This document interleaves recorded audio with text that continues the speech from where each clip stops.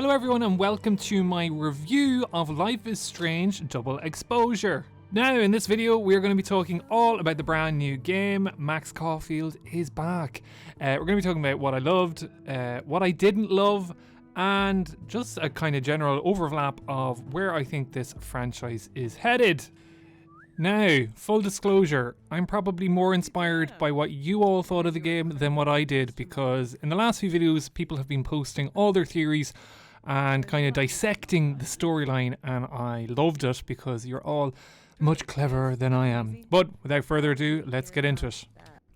So, released in 2015, the original Life is Strange was quite a revolutionary game in my view, because it made choice a core mechanic. So it was dark, gripping, supernatural, and it also allowed players to kind of dictate where and what the story was. So you played as the younger Max Caulfield. She was about 18, and she had the supernatural ability to rewind time, which caused all sorts of ructions back in Arcadia Bay. With every choice there was a branch effect, which meant that the outcome of your decisions wasn't really understood until much later in the game, or you read a guidebook. But yeah, over time you realise Max's power came at an immense cost. Which kind of brings us to the next contention in the game, which is how double exposure, I suppose, deals with Chloe's absence. The girl with the blue hair. What's the deal with you two?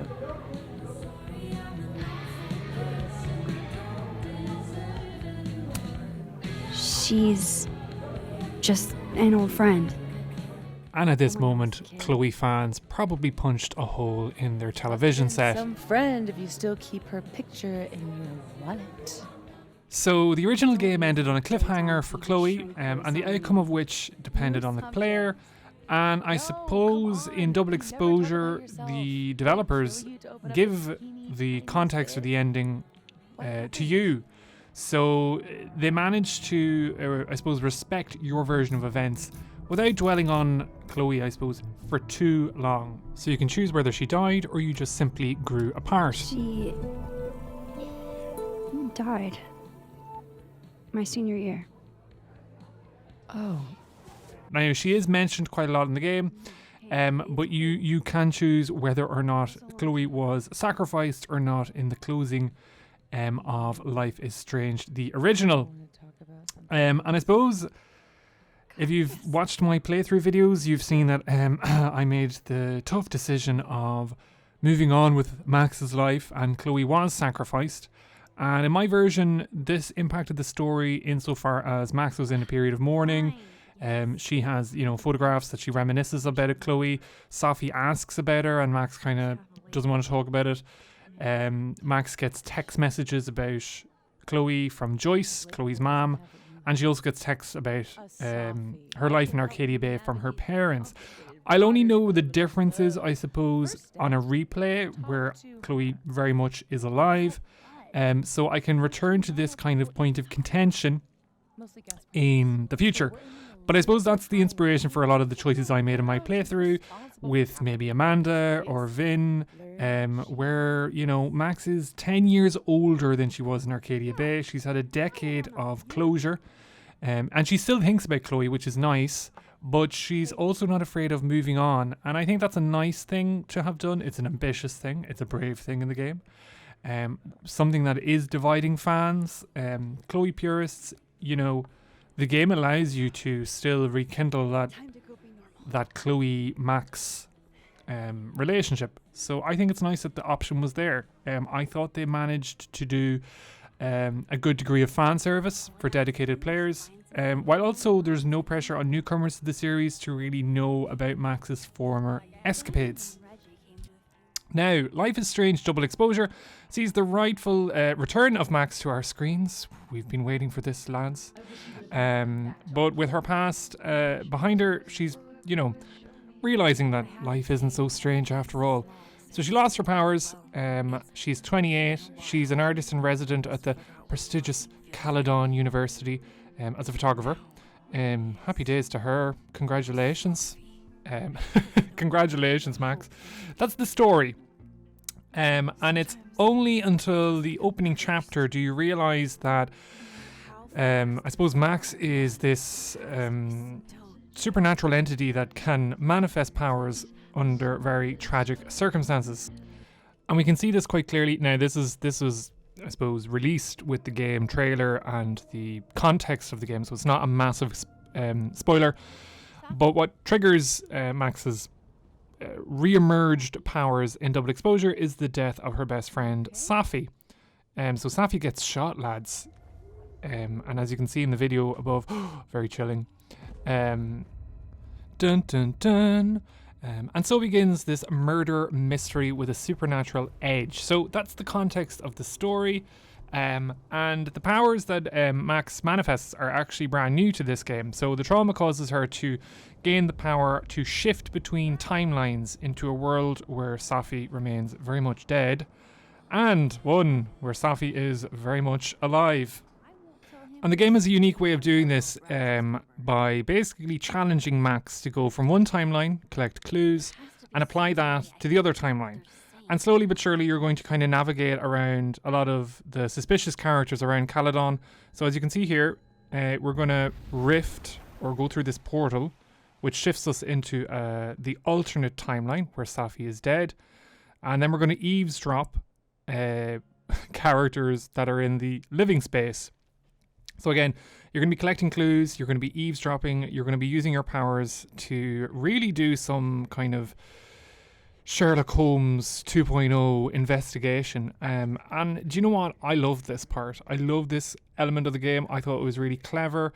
You know, I love murder mysteries that give you a headache because you have to really concentrate and put your brain matter to work in a really innovative way. And of course, this blends really well with your cast of shady characters in Caledon. And we can see this in an early quest. So this is in chapter 2 or chapter 3, where you have to get inside Vin's phone. Now, to do this, you have to use clues that you get from the living world to go into the dead world, to go into the living world, and to and fro to kind of manipulate him in a way to get your code. And by doing that, then you find out that he has a secret relationship with Safi, and then you're like, oh my goodness, is he the murderer? Is he a vandal? Who even were you, Safi? And then, yeah, so you can just hear that question there where Max says, who even were you, Safi? And you're gradually teasing who these characters are without them even knowing that you know their secrets. And it's an interesting context because on one timeline you're dealing with the loss of Safi, and you have things like memorials for her death. You find everyone in a depressed state. Christmas is cancelled. Caledon is a very unique kind of sad place. But then when you go into the living world, it's all, well, I'm not going to say sunshine and rainbows because everybody's kind of got their own scandal and drama, and it's a bit of a cluster. But it's different settings. I will say, I kind of was a bit annoyed by the limited exploration you can do in this game. There's only so many different rooms you can go into. Basically, you can go into the pub, you can go into Max's house, you can go into the fine arts building and the administrative area, and just kind of like a short spell of the campus and the overlook. But like, you can't. There's no free exploration, I suppose. So although there's this kind of like double experience where you can experience them both with living and dead Safi, I would have loved a lot more environments to explore. That's just one of my first criticisms I'm going to slip in there. Now, one of the strengths, I think, of Double Exposure, and I suppose all of the Life is Strange games, is the cast of characters. And Double Exposure, I think, is very strong in this front. So Caledon is this creative hotspot, and you have wall-to-wall literary professors, artists, and more. So you think it's this kind of culture utopia. But within your first conversations, you'll realise there are dark secrets scattered throughout. They're all just shady people. And I suppose this is kind of brought to the forefront when you visit each timeline, because you'll realise that they all have dark pasts, with Safi kind of implicated in the middle. So, you know, someone is facing a disciplinary hearing, there's talk of restraining orders, there's a coup among this like weird sect academic club. You know, there's a lot of controversy about a book deal falling through, and tensions between characters are at an all-time high. Go fuck yourself, Max. As you can see by the lovely, warm and enchanting Lucas. And you realise that Safi's death in one universe is a smokescreen for everyone else's life dramas, so you never hear about these things because she died. The funeral, I suppose, and the mourning that follows is the ultimate distraction. But when you visit the living world and Safi's walking around having the laughs, you realise that things are a little bit more mysterious. And I suppose that is when Max's powers really come into fruition, because as you navigate between the two timelines, your line of suspicion is constantly evolving. So the suspect that you think killed Safi is ever changing. So you really do get a sense of, oh, is it her? Is it him? Who? What? Where? So in this scene, we see Gwen is being implicated in a drug supply scandal, of which she claims she is not involved in. And this is one of the major choices you have, where you can actually support her in fighting or telling them to kind of, I suppose, metaphorically F off with their accusations, or you can do something that kind of can exonerate her later on or implicate her further, I suppose. And these kind of situations and scenarios are relevant for all the characters in Double Exposure. So again, you can have kind of complex relationships or simple relationships with them, depending on your motivations. Lucas shouting at his son? Reggie seeing himself here in the other timeline? Is Gwen another victim of doppelganger-itis? Or is she just trying to cover her ass? If I could look at that footage, maybe I could figure it out. So yeah, you've constantly got choices and decisions to make, which is, if you're interested in a lot of kind of branch effect games, this is your jam, because I've been on various websites just to see how different decisions affect the storyline. To a degree, I want to keep some surprises for my replay, but it's an exciting kind of mechanic, and it's helped by these shady characters because they really are redeemable and arseholes throughout. It also means that you can have very different relationships with the characters depending on what timeline you are in and the decisions you make, because for example, like with Lucas, I hope this isn't too much of a spoiler, but like he hates me in one timeline, but he really hates me in the other. And it's kind of funny when you kind of revisit these people and kind of say, oh yeah, I did screw you over that one time, but in the other timeline, you can tolerate me. So it's funny. This can also be seen on the romance side. So in Life is Strange Double Exposure, you can romance a potential 2 people, I think.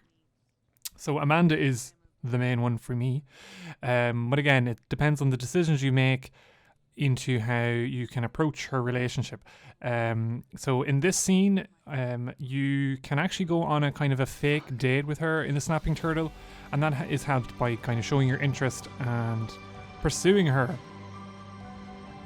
But I suppose one of the more interesting things, I suppose, is if you romance Vin, and this is an easily missable scene. I missed it on my first playthrough, where you can go into the Dead World in chapter 3, I think it is, and find Vin in the bar. And depending on previous interactions with him in this universe or this timeline, you can actually romance him. But again, Amanda sees it. Amanda's annoyed. This can all have consequences very later on. There's also another character who fancies Vin, and when he sees him, you can also piss him off. So there's a little bit of causality to your decisions. Hey.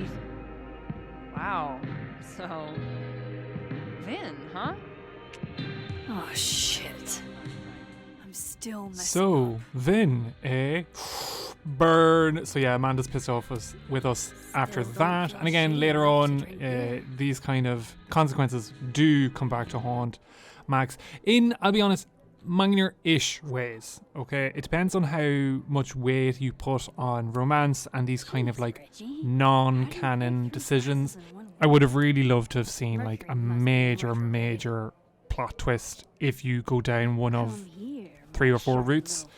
But that's I suppose minor criticism, because at the end of the day, it is a game where you kind of put your own focus on what's important. Like, it would be impossible for every single decision you make to really ultimately be reflected in the ending, so you just have to kind of commit it to memory and just kind of move on with that information. That said, the story is quite robust, and sometimes I think there are too many kind of plot holes that you really don't know the true events of any of it. So for example, like after this chapter, the statistics show whether you supported Yasmin in her bid to remain president of Caledon. And when I saw that there were options to that, I kind of thought, whoa, you could actually do more with her, and she was relevant to the story. So maybe that's just down to my playthrough, but towards the end, when the kind of Safi confronts her about the book deal and whatnot, I kind of forgot that Yasmin was a person in this game. So there's certain characters that are very underutilized on a consistent basis that I didn't really enjoy interacting with in any shape or form.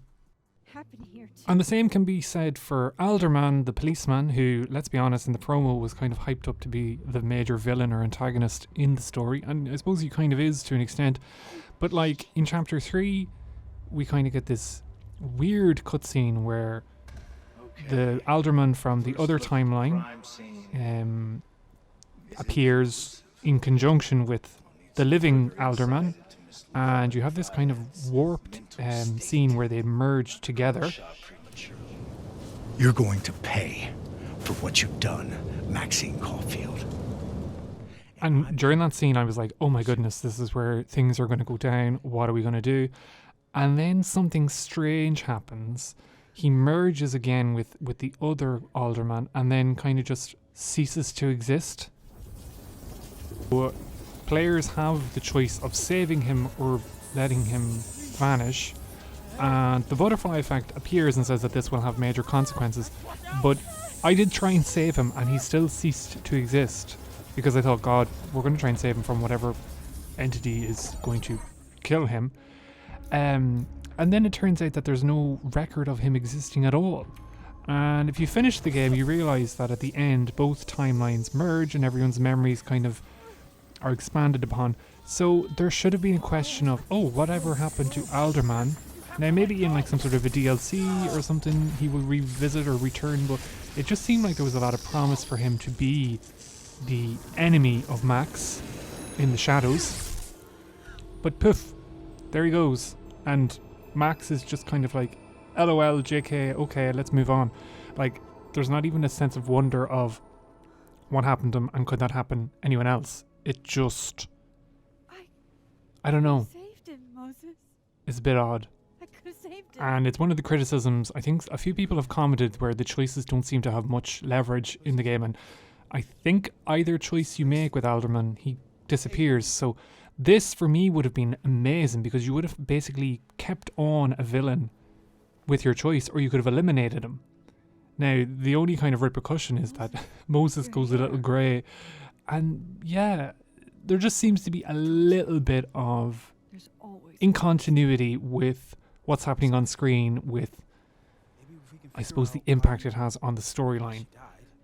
I'd love to know people's thoughts on what is particularly this scene, because they just move on so quickly. And in a few texts later on, Moses discovers that there's no record of him ever existing. And again, there should be questions asked which aren't. Which brings us to the ending, which has divided fans again, judging by the comments on some of my videos, where you can side with Safi and her, it seems, Magneto-esque view on powered individuals, where she wants to round them up and learn about their powers and, I suppose, unite against the normies. And you have a choice whether you can side with her or not. Now, I did side with her simply because I kind of initially thought that she was a bit more mellow and was just going to round up people and kind of have like a support group. But she kind of takes it to an extra length, and there is a hint of, potential abuse of powers, which, let's be honest, is exciting. It's an exciting prospect that she could either be a villain or protagonist in future installations in the franchise, especially given the overpowered nature of her power. I can be a cute girl at the bar. And like when you think about it, playing either as her or against her in a future installation is going to be such a mind boggle. Are we in this together?